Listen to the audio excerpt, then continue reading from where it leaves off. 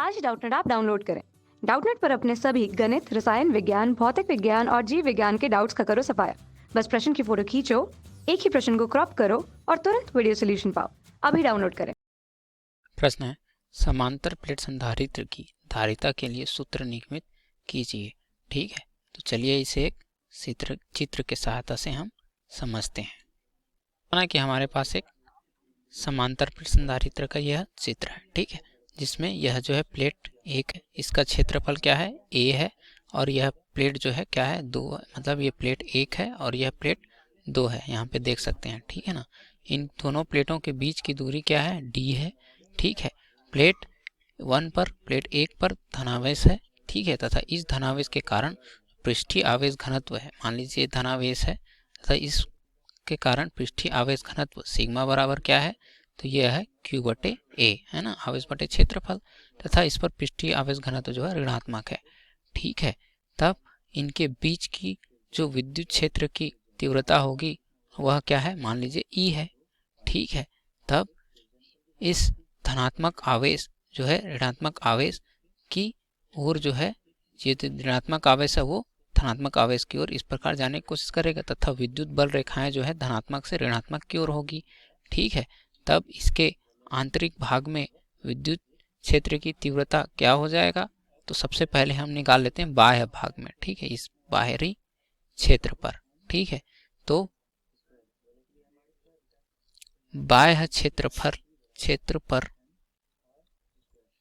E विद्युत क्षेत्र की तीव्रता E बराबर क्या हो जाएगा आपका, सिग्मा बटे 2 एप्सिलॉन नॉट माइनस ऋण सिग्मा बटे 2 एप्सिलॉन नॉट। ठीक है, ये क्या हो जाएगा, शून्य के बराबर हो जाएगा। क्यों, क्योंकि हम देख सकते हैं कि इस बाहरी क्षेत्र से यहाँ पे जो जाने वाला जो बल रेखाएं हैं वह क्या है, शून्य है, देख सकते हैं, क्योंकि आवेश जो है अंदर की तरफ है, ऋणात्मक आवेश तथा। ठीक है, अतः बाह्य क्षेत्र पर विद्युत क्षेत्र की तीव्रता शून्य हो जाएगा।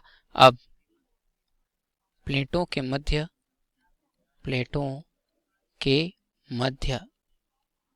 विद्युत क्षेत्र की तीव्रता, ठीक है, विद्युत क्षेत्र की तीव्रता E बराबर क्या हो जाएगा, तीव्रता E बराबर हो जाएगा आपका सिग्मा बटे 2 एप्सिलॉन नॉट ऋण, क्यों, ये धनात्मक आवेश के कारण प्लेट 1 पर क्या है, धन पृष्ठीय आवेश घनत्व है ना, तो धन लिए। अब ऋण क्यों लिए, क्योंकि इनके बीच जो है क्या है, धनात्मक तथा ऋणात्मक है। अब ऋण जो है फिर से हो जाएगा ऋण सिग्मा बटे 2 एप्सिलॉन नॉट। अब ये क्यों लिए, क्योंकि हम देख सकते हैं कि जो विद्युत क्षेत्र है वह धनात्मक से ऋणात्मक की ओर आवेश है। अब इन दोनों का परिणामी निकालने के लिए, विद्युत क्षेत्र निकालने के लिए हम ऋण करते हैं, मतलब दोनों को घटाते हैं, है ना, किसके कारण, धन आवेश के कारण, ऋण आवेश के कारण। लेकिन जो दूसरा प्लेट है उसमें पहले से ही क्या है, ऋणात्मक पृष्ठीय आवेश घनत्व है, ये देख सकते हैं आप, ऋणात्मक पृष्ठीय आवेश घनत्व है ना, तो इस प्रकार से हो जाएगा।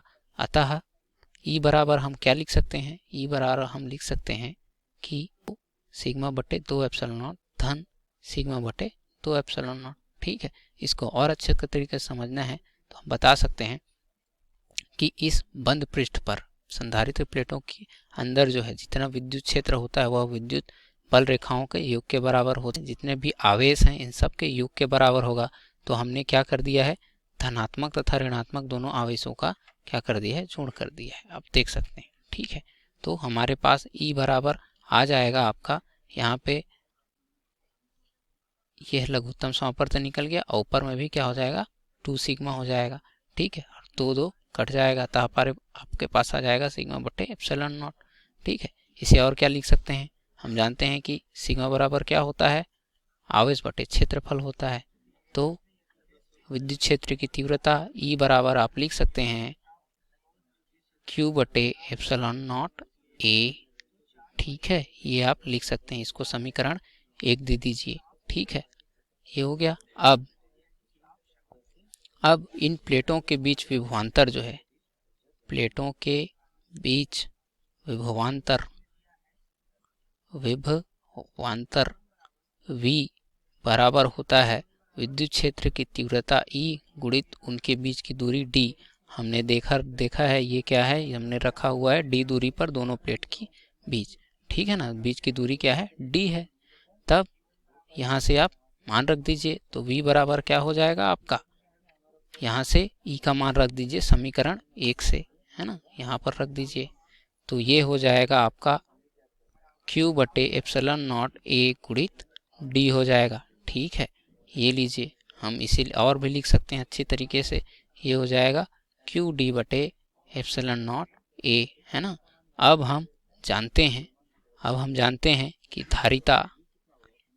धारिता c बराबर क्या होता है, यह होता है q बटे v के बराबर, यह q बटे v के बराबर होता है, ठीक है। तो यहाँ से आप एक काम करिए कि यहाँ से v का मान रख दीजिए, इस प्रकार से यहाँ से v का मान रख दीजिए, तो c बराबर हो जाएगा आपका q बटे, क्या लिख देंगे यहाँ से, q बटे यहाँ का मान रख दीजिए, तो ये हो जाएगा q गुणित d बटे हो जाएगा आपका एप्सिलॉन नॉट a। यहाँ से q और q आवेश जो है क्या हो गया, कट गया, और यह जो एप्सिलॉन नॉट a है वो ऊपर चले जाएगा और d जो है नीचे रह जाएगा, ठीक है। अतः धारिता c बराबर आपका हो जाएगा एप्सिलॉन नॉट a बटे d के बराबर हो जाएगा, है ना। और यही हमारा क्या हो जाएगा, धारिता के लिए सूत्र हो जाएगा भाई, ये लीजिए धारिता, ठीक है, किसकी, संधारित्र की धारिता आ गया c बराबर एप्सिलॉन नॉट a गुणित बटे एप्सिलॉन नॉट a बटे d आ गया, ठीक है। यही और हमारा यही क्या हो जाएगा, उत्तर हो जाएगा इस प्रकार से, है ना, और यही हमारा उत्तर हो जाएगा। धन्यवाद। कक्षा 6वीं से 12वीं से लेकर नीट, IIT, जेई वो एडवांस के लेवल तक 1 करोड़ से ज्यादा छात्रों का भरोसा। आज ही डाउनलोड करें डाउटनेट ऐप या व्हाट्सएप करें अपने सारे डाउट्स 8400 400 400 पर।